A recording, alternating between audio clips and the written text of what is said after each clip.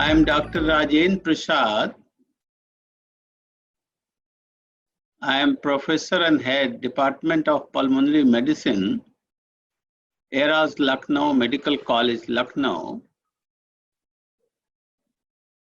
I have been former Director, VALLABH PATEL Chest Institute, Delhi, former Head of Department of Pulmonary Medicine, King George Medical University, Lucknow. I have also been former Director, UP Rural Institute of Medical Sciences, SAIFAI. I have about more than 4 decades of teaching, administrative, and patient care with me. So today, what I'm going to do with you, I'm going to talk about what are the recent changes which has happened in the treatment of tuberculosis. What are the recent changes in the treatment of tuberculosis? Before I should start my lecture, let me tell you that I have at least 4 books on tuberculosis, and latest book I wrote on adverse drug reaction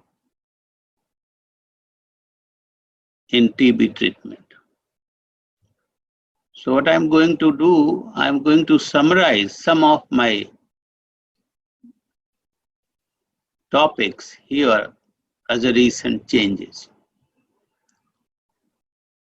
For your benefit, I may also tell I have my own many YouTube lectures, especially on tuberculosis, like master class on tuberculosis. And there are many more on MDR TB. So for your benefit, you can just log on to YouTube and you can just see my lectures. So when I talk about tuberculosis, what I have experienced in last more than 4 decades rather, that tuberculosis is a 100% curable disease if adequate treatment is prescribed and taken. If these 2 things are met, then to me, tuberculosis is 100% curable disease. I'm not saying from any book, but I'm saying after treating lakhs of patients of tuberculosis in last 40 years. There will be hardly any relapse, or there will be hardly any drug resistance. But it is very unfortunate that last year, as per WHO global data, about 15 lakh people have died with tuberculosis globally. And in India, around more than 4.4 lakh people have died last year with tuberculosis. I am talking to you maybe for 25 to 30 minutes. To me, more than 20 people will die with tuberculosis. Is it not a paradox? In the first slide, I have shown you that it's a literally 100% curable disease. For the lack of time, I'll just say why this is happening. This is happening to my understanding that it is the poor treatment of already existing TB patients. May it be a sensitive TB, may it be drug-resistant tuberculosis. So to me, it is very important to understand how TB is treated. That's why I have chosen this lecture. And especially I'm going to share you what has changed in recent years in tuberculosis. The first change I would like to share with you, even there's a little change in the nomenclature of the. As you know, the case definition, there are two types of cases are defined. One is microbiologically confirmed cases. When I say microbiologically confirmed cases, it means that either it is bacteriologically positive, sputum for AFB, a culture for Mycobacterium tuberculosis, or it is molecular biological, like gene expert LPA has been positive. Rest of the cases, they are now diagnosed as clinically diagnosed. Like suppose we diagnose lymph node and you do FNAC, and FNAC shows suggestive of granulomatous lymphadenitis, then it is clinically unless you can demonstrate AFB in the FNAC smear. Pulmonary and extrapulmonary remain the same. And new cases and relapse, I said relapse in my first slide actually, that name has been changed to recurrent.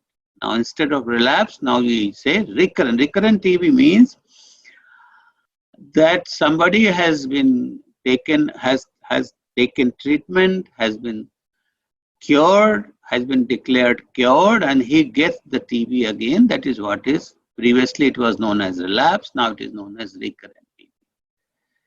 And rest of the things are remain the same. Now when we treat TB today in 2020, if I'm talking, the fag end of 20 and 20, there are about a year back, there are usually three types of treatment. One is treatment of new cases of TB, when you must be remembering that new cases are treated with 4 drugs. Then previously treated cases who are not drug resistant cases, they were treated with 5 drugs. And then treatment of drug resistant tuberculosis. But now, and this you see, for new cases, as you see in this slide, that you to start with, this is standard short course chemotherapy for India, that you start with INH, rifampicin, pyrazinamide, ethambutol, 4 drugs for 2 months, and then in a continuation phase, you use 3 drugs, that is INH, rifampicin, and ethambutol for 4 months. Total duration usually being 6 months. This 6 months duration you may increase for another 3 to 6 months, especially in CNS TB, in tubercular meningitis and spinal TB with neurological complications and other hematogenous tuberculosis. So there you may extend the treatment. Before new guideline has come in 2020, rather 2017, the drug-sensitive tuberculosis came. There, before that, the previously treated patients were treated with 5 drug regimen. You see, you add streptomycin to 4 drug, and then for 1 month 4 drug, and then 5 months 3 drug. But new guidelines, they have these CAT2 treatment have been abolished, and very rightly abolished, because in 2017, 16, 17, it was not possible to know so quickly that person is a drug resistant. So that's why now you see CAT2 treatment have been abolished, and now you see, now we have got only 2 types of treatment. Treatment of drug-susceptible tuberculosis and treatment of drug-resistant tuberculosis. Now, treatment of drug-susceptible tuberculosis, the WHO has revised these guidelines in 2017, and India has also adopted accordingly. WHO has revised this, that all the cases of drug-sensitive tuberculosis whether new or whether retreatment. If retreatment cases, they are drug-sensitive tuberculosis, they should receive only one regimen. That is 4 drugs followed by, WHO says, 2 drugs, that is INH and rifampicin for 2 months and 4 months. But in India, WHO has also said that when INH resistance is high in any country, they can use 3 drugs in continuation phase. That is why in India, the second regimen, that is INH, rifampicin, pyrazinamide, ethambutol for 2 months as intensive phase, and then 4 months of INH, rifampicin and ethambutol. So total duration is 6 months.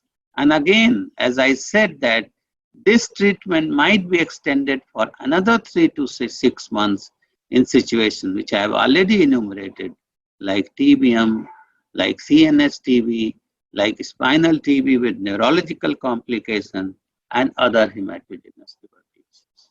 So that's the only one regimen today with the drug-sensitive tuberculosis, whether it is a new case, whether it is a retreatment case.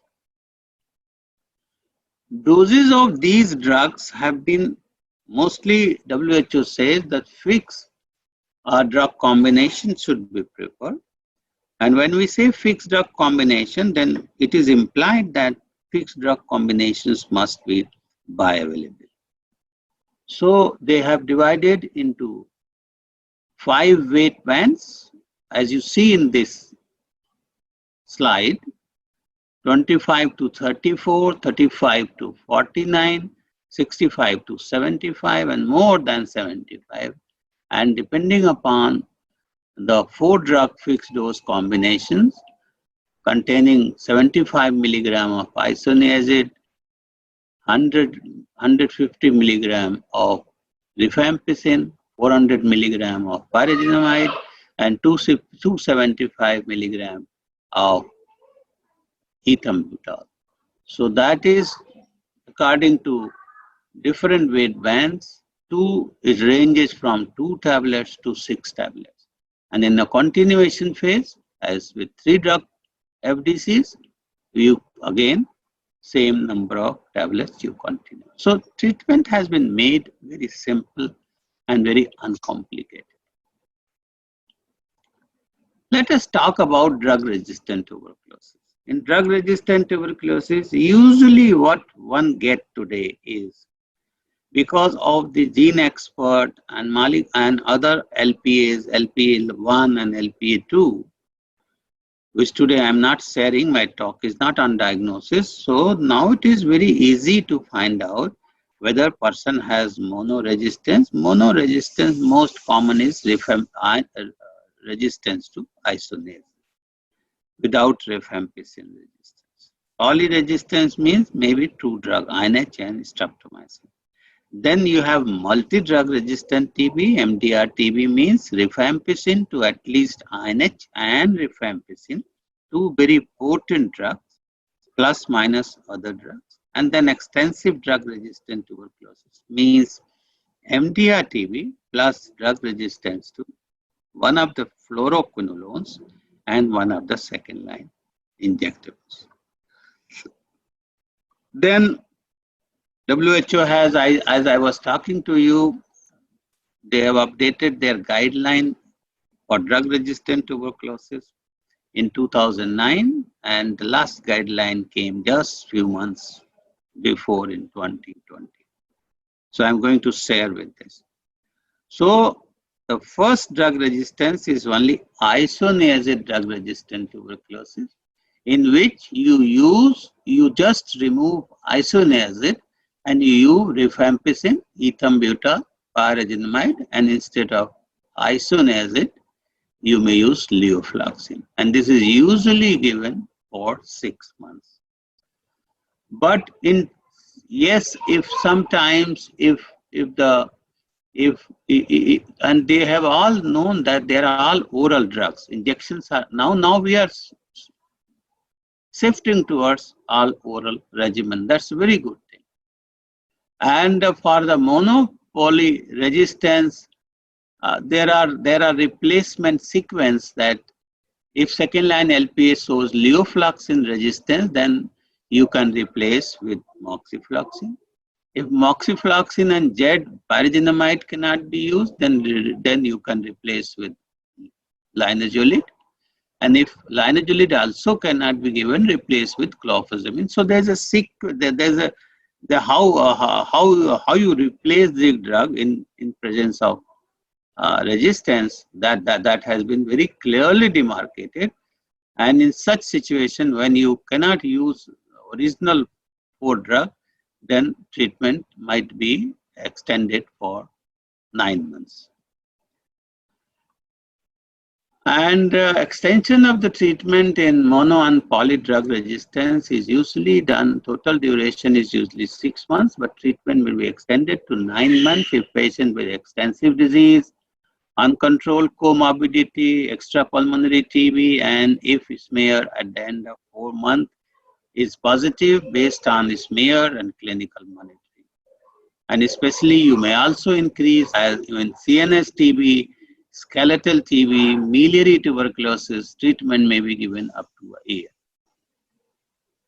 Then comes, after the isoniazid resistance, then comes the MDR and XDR TB.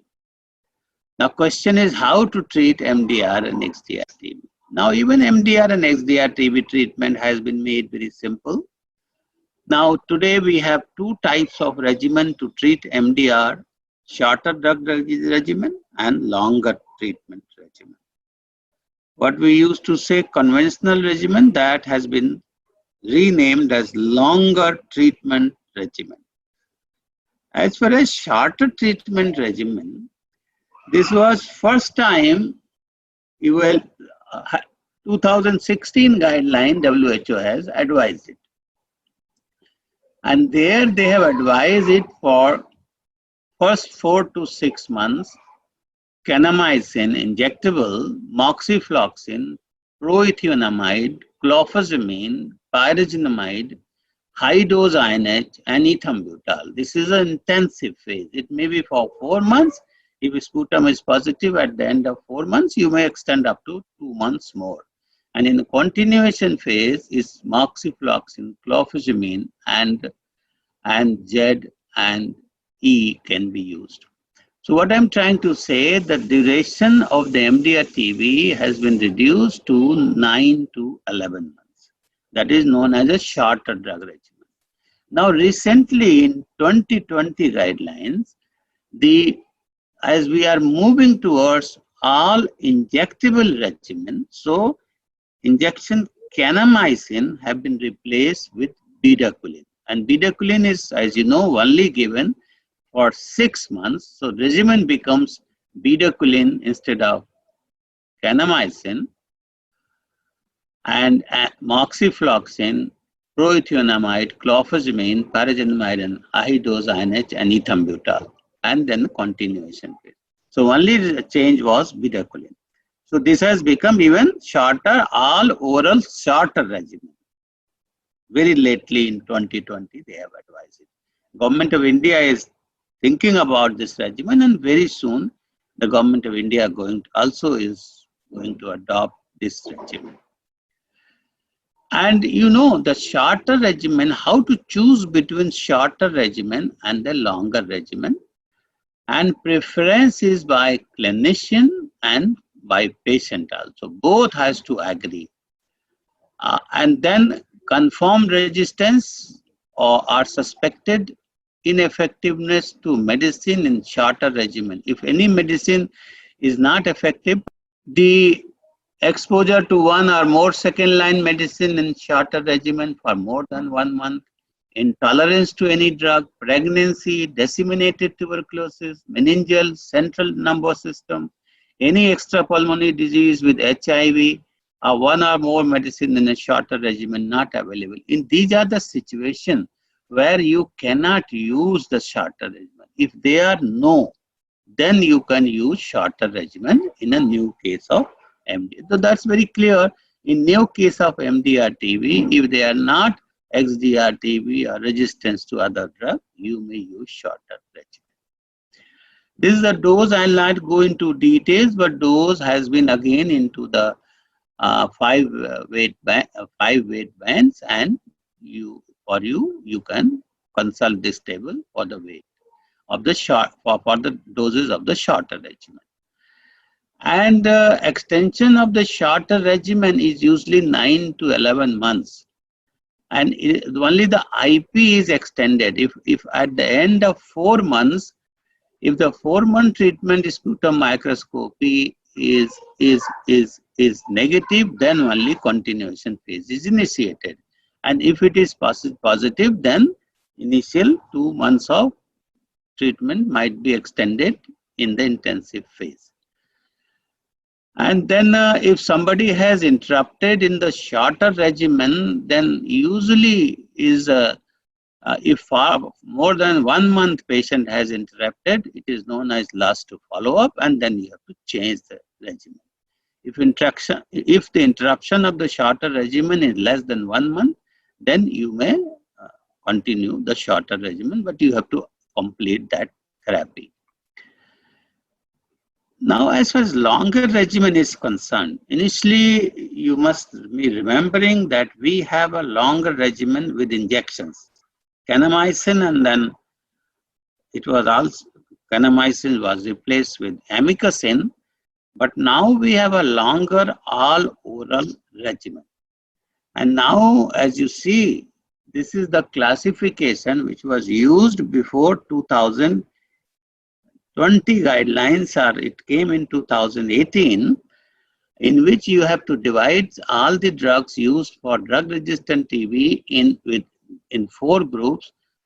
A was fluoroquinolone, B was second-line injectables, C was this core second-line drugs like ethionamide, cyclosaline, linezolid, and clofazimine, and then D was divided into D1, D2, D3. But this classification came in 2016, but in 2020, based on the meta-analysis of the drugs and based on their relative risk of treatment failure, relapse, and based on their side effects, the drugs have been reclassified into just 3 groups: A, Group B, and Group C. A, consists of levofloxacin, armoxifloxacin, bedaquiline, and bedaquiline, which was initially placed on D group. Now it is come as A, and then linezolid. B group is clofazimine and cycloserine or teriflunomide. And C group is ethambutol, delaminate, imipenem, celestine, or meropenem, amikacin, or streptomycin. The kanamycin has been removed, and ethionamide and proethionamide are passed. So this is the latest classification of the drug used in the drug-resistant tuberculosis. Now, question comes: which drug to use to make a proper longer regimen? Usually, rule says that all the 3 group A agents, that is fluoroquinolone, bedaquiline, and linezolid, and 1 group B like clofazimine or cycloserine should be included to ensure that at least 4 new effective drugs are added in intensive phase. This is a WHO recommendation 2020. For India, what we have adopted, that since there is a problem of intolerance to linezolid, one of the important drugs, so they included 5 drugs. I'll just share with you. And if only 1 or 2 group A agents are used, then both group B medicines can be included. And if the regimen cannot be composed with agents from group A and B, then group C agents are added to complete the therapy. So that is how you make a drug regimen or all oral longer regimen. And even how you, so sometimes we use group C drug, then even how you use according to replace the sequence of replacement. The first sequence has been, it is for India. that pyrazinamide, amikacin, ethionamide, PAS, and ethambutol are imiquinone. This is how you choose this group 3 drug if one requires to use these drugs, provided they are sensitive. Even this, since Dilaminase was not available in India, so now it is being available. So even this replacement sequence is going to change very soon. And this is the very standard all oral longer regimen, in which you see that 6 to 8 months of bedaquiline. Bedaquiline is used only for 6 months. And then linezolid, then levofloxacin, linezolid, clofazimine, and cycloserine. So as I said you earlier, that for India, they have chosen 5 drugs in the intensive phase, in which bedaquiline is to be used at present only for 6 months. Otherwise, intensive phase may be for 6 to 8 months. And then in continuation phase, it is the 12 months of levofloxacin, linezolid, and clofazimine and cycloserine. So 5 drugs followed by 4 drugs. Otherwise, WHO has advised 4 drugs followed by 3 drugs. And it is beauty of these regimens. They are all oral injection-free regimen. What we are dreaming for last so many years, now it has come true in 2020. So here also, this table, in later time, you can see this table. It also talks about if one of the drugs, you cannot use it, then how you are going to replace these drugs. For the sake of time, I'll not go into details, but suppose if levofloxacin cannot be used, replace with moxifloxacin if second line LPA pattern suggests that. And if moxifloxacin cannot be used, replace one drug from replacement sequence like any drug you may use it. Like if bedaquiline cannot be used, then you have to use drugs like this. If delaminate cannot be used, then there is also a sequence of drugs. So what I'm trying to say, you can leisure time, you can see this, and there has been replacement sequences has been clearly indicated. You can now, initially we saw that the MDR TB you have to admit, but now it is said that even you can start in a OPD basis, especially if the ECG is performed, especially for bedaquiline. If the QTC interval is less than 450 in males and 470 in females at the baseline, and there's a normal serum potassium, magnesium, and calcium at baseline, and there's no history of structural cardiac abnormalities, patient with and so you may start at the OPT basis. And the patient with QTC interval is more than 450 to 500 in males and 470 to 500 in female. Up to 500 requires daily monitoring of ECG for 3 days, along with evaluation and correction of any electrolyte abnormalities. The cardiologist's opinion may also be taken. The first dose is given under supervision, and patient should be initiated from monthly patient-wise box. An entire 1 month box needs to be handed over at the time of discharge. So that is how the bedaquiline is used. And bedaquiline doses, it usually is 400 milligram, 4 tablets of 100 milligram daily for 7 days, and then from 3 to for 7 days per week for 2 weeks, and then third week up to 24 weeks, that is up to 6 months, you use the 2 tablets 3 times per week. So that is how you use bedaquiline, and usually in bedaquiline, usually given oral with meals, swallowed with whole water. Do not break the tablet, avoid alcohol. These are the suggestions. And there are certain drugs, I'll not go into details, but this is a list I have provided you that they should be avoided when bedaquiline is used. Extension of the longer treatment MDR, total duration of all oral MDR regimen is usually 18 to 20 months. But at the end of 6 months, the dose of linezolid will be tapered to half. Usually, if the fourth and fifth month culture is negative. If fourth and fifth month culture results remain positive, the regimen with linezolid may be extended to 1 more month. However, new drugs like bedaquiline or delamanid is given. Decision to continuation for extended IP and linezolid beyond 7 months based on the culture results. Extension of IP beyond 8 months is not permitted, and if the patient continue to remain culture positive or revert back to culture positive after 8 months of treatment, patient is declared treatment failure and re-evaluated as per drug-resistant treatment algorithm. And for XDR TB patient, all oral regimen must be given for at least 20 months. That is the change. And this is the doses of all the drugs used for MDR and XDR TB. And duration of regimen, you have just seen that if it is INH monoresistance, it is for 6 to 9 months. If shorter regimen, for 9 to 11 months.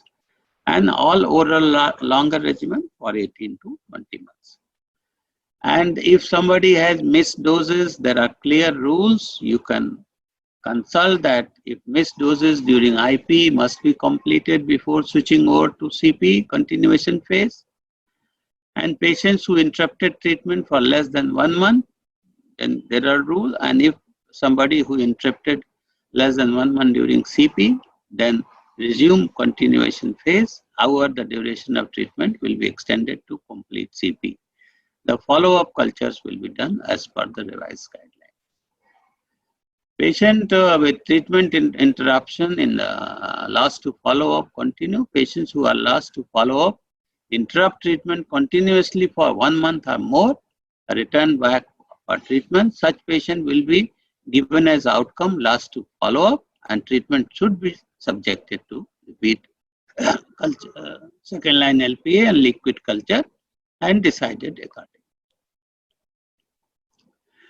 Missing bedaquiline doses and reload after interruption. If initial 2 weeks of bedaquiline courses return to resume the treatment. If interruption is up to 7 days, bedaquiline containing regimen will be continued to complete the doses, and duration will be extended to complete the intensive phase.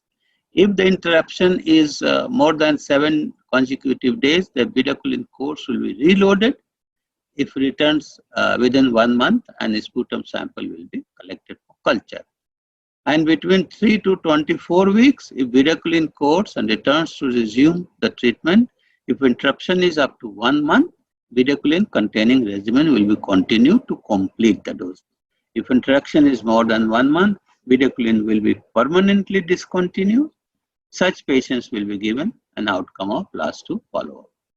So what you have seen that for MDR TB, you have a shorter regimen and you have a longer regimen, and definite rules have been framed how to make these shorter and longer. Shorter regimen are a fixed regimen, but longer regimen have been, you can replace the drugs.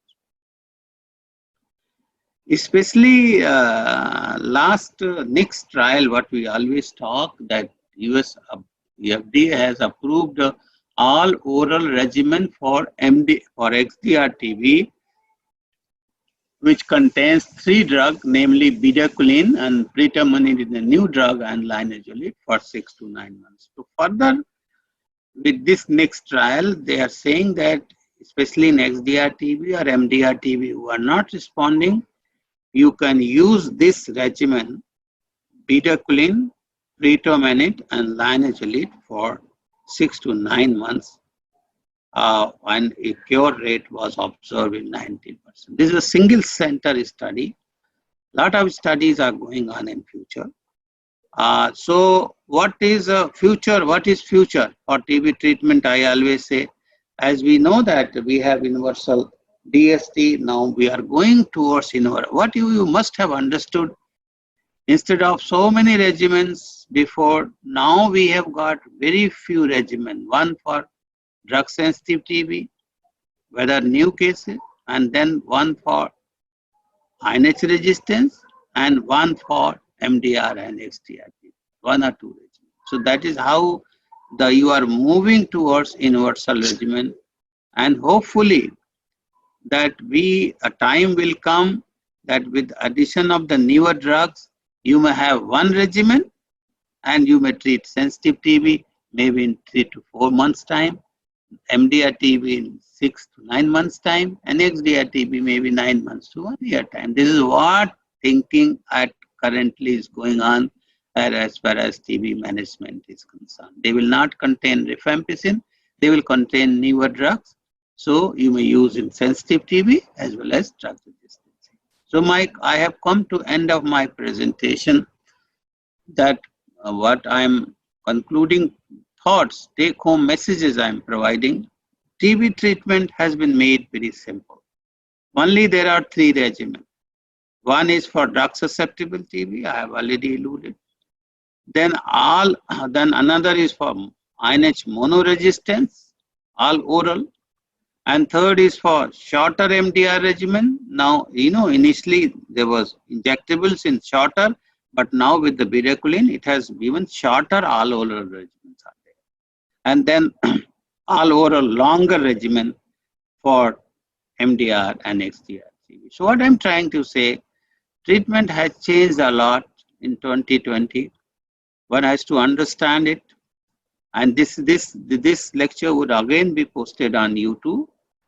You may, at a later time, you can see it.